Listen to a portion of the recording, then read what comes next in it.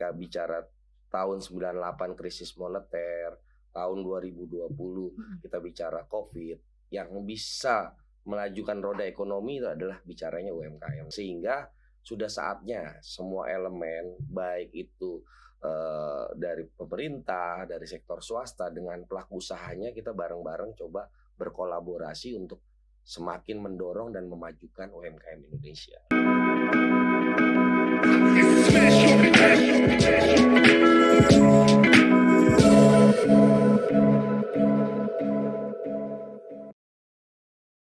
Hai, selamat datang di podcast Ngopi, ngobrolin produk Indonesia.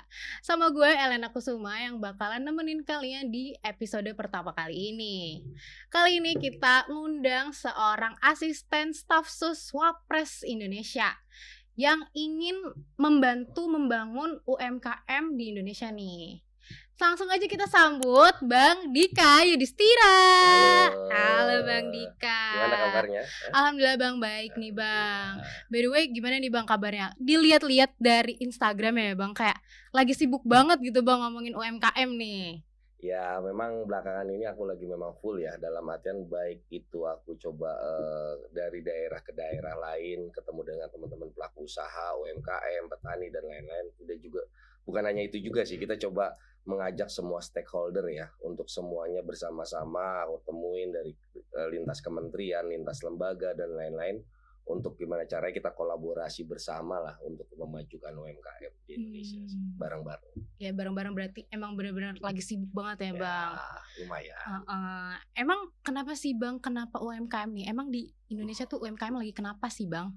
Kalau ditanya lagi kenapa ya tidak kenapa dalam artian tanda kutip di sini.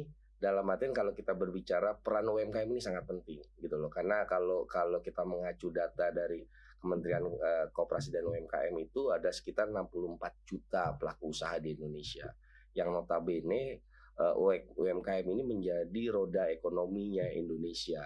Ketika bicara tahun 98 krisis moneter, tahun 2020 kita bicara Covid, yang bisa melajukan roda ekonomi itu adalah bicaranya UMKM. Penting di sini peranan UMKM kita lihat bersama adalah sangat penting di sini, sehingga sudah saatnya semua elemen baik itu dari pemerintah, dari sektor swasta dengan pelaku usahanya kita bareng-bareng coba berkolaborasi untuk semakin mendorong dan memajukan UMKM Indonesia. Itu sih kurang lebih. Benar-benar banyak banget ya Bang ya UMKM di Indonesia, dan menjadi apa sih emang Bang yang tercetus nih Bang, problem utamanya gitu? Apa nih menurut Abang yang harus dibenerin nih gitu, yang harus dibantu diberesin dari UMKM di Indonesia? Yang pertama adalah kalau kita bicara permasalahan, pertama adalah bicara semua UMKM itu jenis usaha dan lain-lain, pertanian dan lain-lain memiliki sisi-sisi permasalahan yang berbeda.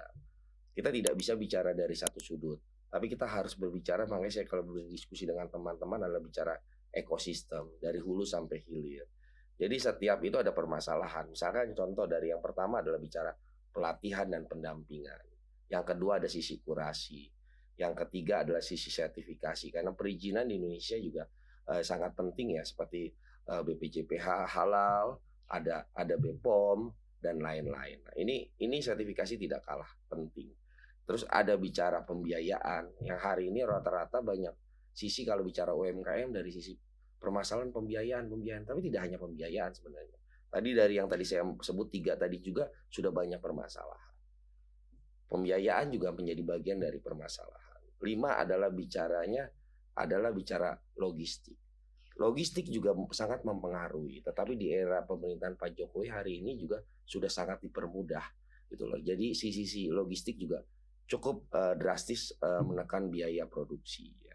Terus yang keenam adalah biasanya adalah gudang atau hub dari atau konsolidator UMKM ya. Biasanya UMKM pengiriman sedikit ya harganya tetap mahal. Nah, bagaimana caranya UMKM di satu kota itu memiliki satu hub yang dikirim ke tempat yang sama dengan jumlah dengan kapasitas yang besar. Nah, yang terakhir adalah bicara market. Market ini penting karena seringkali UMKM bingung dia ingin menjualnya kemana segala macam. Oleh karena itu sekarang banyak potensi-potensi dari marketplace, digitalisasi, sosial media dan lain-lain. Apalagi hari ini TikTok Shop dan lain-lain ini kan juga membuka market. Nah, itu juga menjadi juga ada permasalahan di wilayah market tadi. Jadi maksudku kalau bicara dari sisi mana sih? Ya dari yang tadi aku sebutkan dari ekosistem 8 itu semuanya memiliki permasalahan yang berbeda-beda. Oleh karena itu harus banyak pihak nih kalau bahasa aku. Ayo kita keroyokan yuk, kita selesaikan masalah ini satu-satu sehingga ekosistem ini terbentuk. Itu sih kurang lebihnya. Jadi permasalahannya banyak tetapi juga tidak sulit untuk kita selesaikan kalau bersama-sama. Kurang lebihnya sih itu. Berarti emang benar-benar butuh banyak tenaga kerjanya juga ya Bang ya untuk Banyak pihak membereskan ya. Betul. Nah, kalau boleh tahu nih Bang, boleh gak sih ceritain kenapa nih Bang awalnya lo tuh tercetus gitu pengen membantu digitalisasi UMKM ini nih Bang?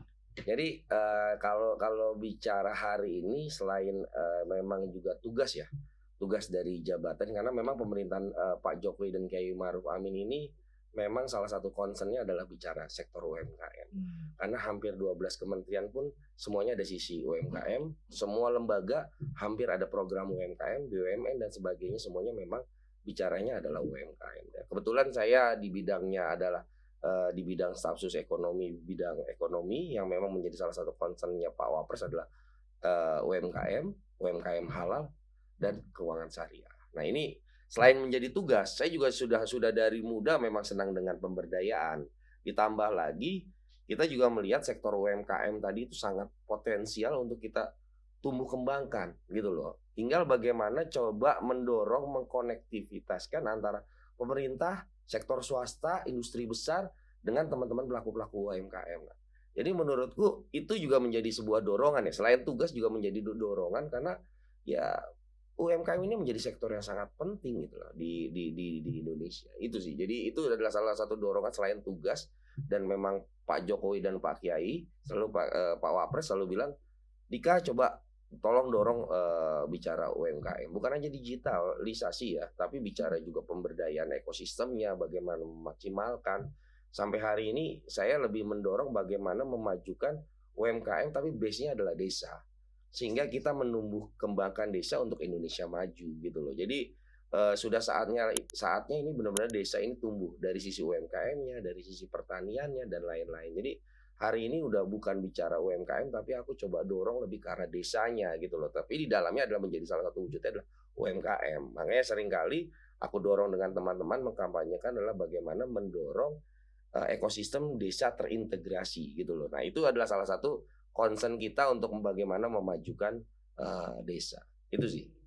Gitu ya Bang, benar-benar wah keren sih Bang, visi misinya tuh ya mulia banget. Nah, kan dari ini kan udah ada yang lu lakuin gitu kan Bang. Nah, menurut lu nih apa sih hal yang paling berimpact sama masyarakat gitu, yang udah masyarakat rasain? Nah, ini yang sering banyak juga yang memang program-program UMKM juga sering juga, itu yang aku sering bilang ke beberapa teman-teman, jangan sampai program-program UMKM itu hanyalah menjadi program seremonial. Baik itu seremonial di sosial media, seremonial di pemberitaan, seremonial di banyak tempat diresmikan, tetapi impact-nya tidak terasa. Aku selalu bilang bagaimana ketika ini kita dorong itu harus ada sosial dan ekonomi impact untuk masyarakat, dan tolak ukur itu penting. Tolak ukur itu penting bukan berapa suksesnya program itu terlaksana, tetapi kalau aku selalu bilang bagaimana program itu bisa sustainable. Misalkan contoh, kita mendorong pemberdayaan A. Bagaimana pemberdayaan A itu terus sustainable, terus tumbuh. Nah, kalau hari ini kalau bicara dari proses ya, kita beberapa kali membuat piloting yang akhirnya kita sedikit menemukan formulasi. Kalau kita bicaranya selalu mendorong bagaimana pemberdayaan itu base market, kebutuhan market. Ketika kita melihat kebutuhan market itu adalah A, B, C, D, E, F, G. Nah, produk-produk ini yang kita dorong. Kita dorong kita ke desa dengan konteks ekosistem tadi hulu hilir yang memang terintegrasi oleh kebutuhan pasar. Sehingga apa? Sehingga UKM, pelaku usaha, pertanian dan lain-lain, ketika sudah ada permintaan pasar, kita bukakan potensi permintaan pasar dan lain-lain, sehingga itu akan sustainable, terus berkelanjutan, berkembang, growth. Sampai hari ini aku sudah dorong dalam waktu dekat ini sudah hampir 30 klaster kita dorong dari mulai pertanian, perikanan, peternakan, sampai olahan UMKM dan sebagainya itu sudah kita dorong dan kita sudah bangun di beberapa daerah-daerah. Pastinya kita kerjasama dengan swasta, dengan BUMN, dengan kementerian, lintas kementerian dan lain-lain. Nah, hari ini aku coba tarik semua lini nih.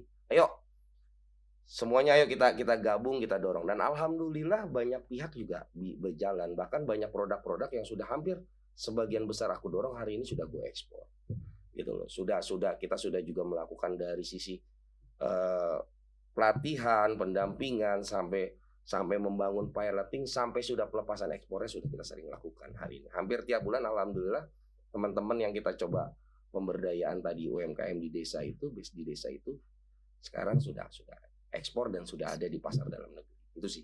Wah, keren banget sih Bang. Berarti terbilang sudah cukup besar ya Bang ya impact yang dirasain oleh masyarakat. Kalau dibicara besar ini masih sangat kecil, sangat kecil karena ini adalah sebuah stimulus ya. Kalau aku sih berharap ini stimulus, ini bisa menjadi proyek percontohan yang akan dipakai di banyak tempat. Aku selalu bilang ini hanya bagian kecil, apalah daya gitu loh. Aku dengan teman-teman segala macam, tapi ini menjadi stimulus dan juga menjadi bukti sebuah keseriusan pemerintah yang kedepannya akan didorong terus. Karena hari ini pun kebijakan-kebijakan terus bergulir. Kayak kemarin terakhir, memang kebijakan lama yang sempat di kementerian sebelumnya tidak berjalan, tapi sekarang sudah berjalan. Misalkan contoh, kita lagi kawal yang namanya resi gudang. Resi gudang itu sangat bermanfaat ya buat teman-teman pelaku usaha. Misalkan mereka kerjasama dengan off-taker industri, mereka kerjasama dengan buyer di luar negeri. Pasti sistem pembayarannya itu bisa 2 minggu, bisa 3 minggu, bisa sebulan. Akan tetapi kebutuhan petani itu harus cash and carry. Nah itu seringkali tidak match. Itulah yang dimanfaatkan oleh kadang-kadang, mohon maaf, teman-teman tengkulak dan lain-lain.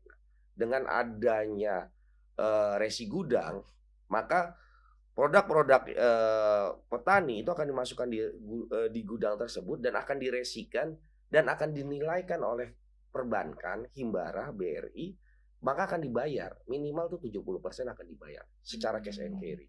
Baru proses nanti di off taker, di buyer dan lain-lain, buyer yang akan bayar ke bank. Nah itu adalah menjadi salah satu solusi sih menurutku. Itu bagian dari solusi karena tadi aku bilang ekosistem itu cukup panjang, permasalahannya ada.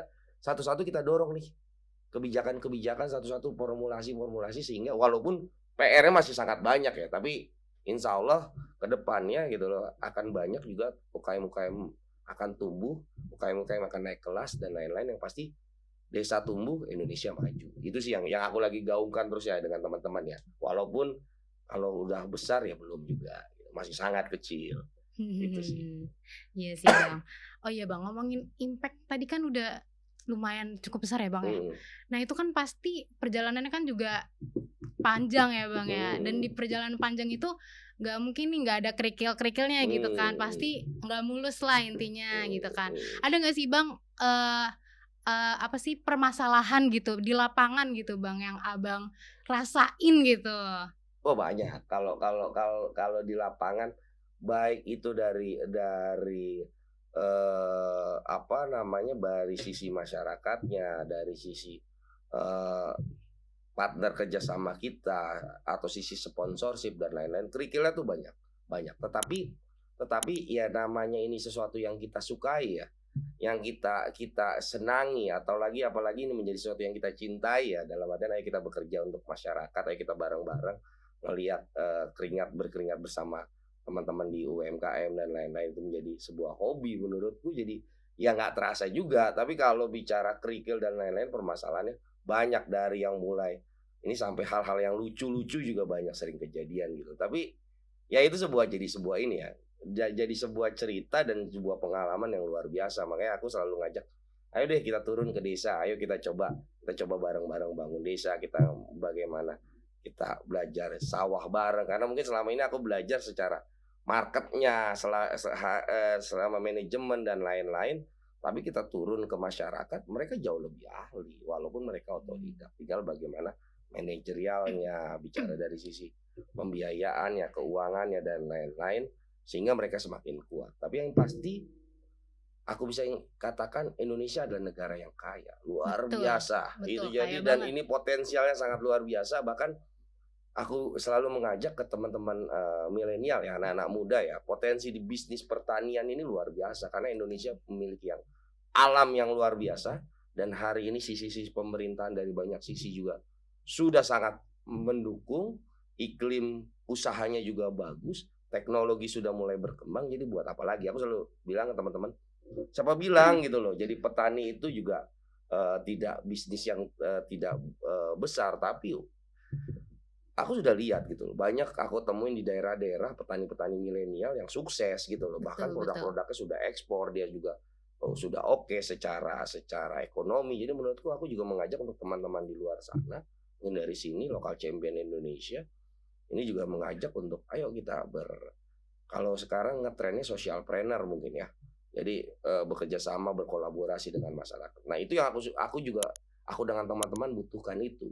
Kolaborasi-kolaborasi banyak pihak, bukan hanya secara lembaga tapi secara personal. Mhm. Sehingga dia bisa berkolaborasi, dia misalkan dia punya punya secara ekonomi dia sudah oke, dia punya biaya, dia punya modal, gue bingung nih gue mau investasiin kemana. Itu kita dorong, ini ada nih petani A, dia butuh support dan lain-lain, coba aja di-match sebagai investor. Nah, itu bisa.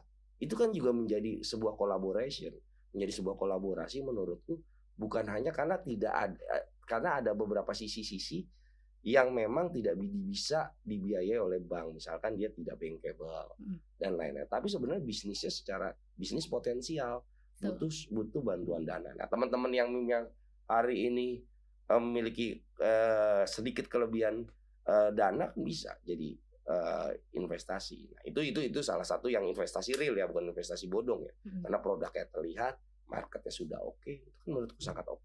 Nah, itu jadi potensi juga. Nah, kan tadi udah ngomongin dukanya gitu, Bang. Kayak permasalahannya apa aja nih gitu kan. Nah, ada gak sih Bang selama pengalaman ini hal yang paling seru gitu Bang yang Abang rasain gitu pas lagi menjalani ini gitu? Hmm. Seru banyak. Wah, kalau tadi Banyak malah banget ya. dukanya nggak ada, seru ya banyak. Iya, Tapi banyak tapi banget ya. ada serunya itu sebenarnya kalau kita bicara itu ini bukan ini ya, bukan apa namanya, aku tuh sering banget ke daerah itu hari ini malah aku sering di-entertain. Dalam arti Wah. tanda tanda kutip kita dibawain makanan, Mhm. hasil-hasil panennya mereka. Wah, kita tuh kalau ke daerah itu, makan kita tuh puas banget gitu loh. Dalam arti karena mereka ya ucapan terima kasih ya. Sebenarnya kita tidak berharap itu, Mhm. tapi itu sebuah kebahagiaan dalam artian, "Oh ini Mas Dika, ini bibit yang dulu Mas Dika kasih dong, cobain ayo segala macam. Ini yang program kita dulu." Nah, itu suatu suatu kebahagiaan ya, dalam arti senyum-senyum itu yang aku bilang, ya itu yang menjadi, menurutku itu menjadi kebahagiaan yang menurutku tidak ternilai ya.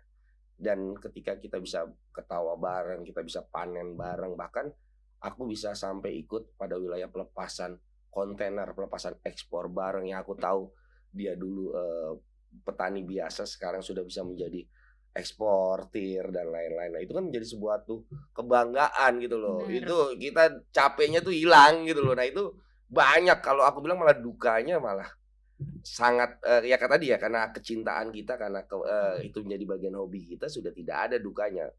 Tambah lagi sukanya ya udah jadi aku bilang rata-rata suka aja semuanya gitu. Asik. Kurang lebih itu. Berarti bener-bener apa ya Bang? Ya udah dari hati, namanya dari hati pasti nyampenya juga ke hati ya Bang ya. Bener-bener di Betul. jamu. Wah, jamunya tuh bener-bener jamuan yang spesial lah ya Wah, Bang. pokoknya asik Parah deh. banget, asik banget. Nah, buat sobat lokal mendunia yang mau mempromosikan barang usahanya, usaha mikronya nih, boleh langsung cek ke Instagram kita atau bisa langsung email di bio yang ada di Instagram kita. Oke, segitu aja dari kita. Sebelumnya makasih banyak nih Bang udah datang ke sini, Sama-sama. bener-bener udah menceritakan sharing-sharing pengalamannya gitu yang bener-bener wah inspire banget deh kita gitu kan. Semoga sukses terus ya Bang. Semoga kita semua juga bisa membantu nih digitalisasi UMKM di Indonesia biar bisa lebih naik kelas nih gitu kan. Oke, segitu aja dari aku and see you.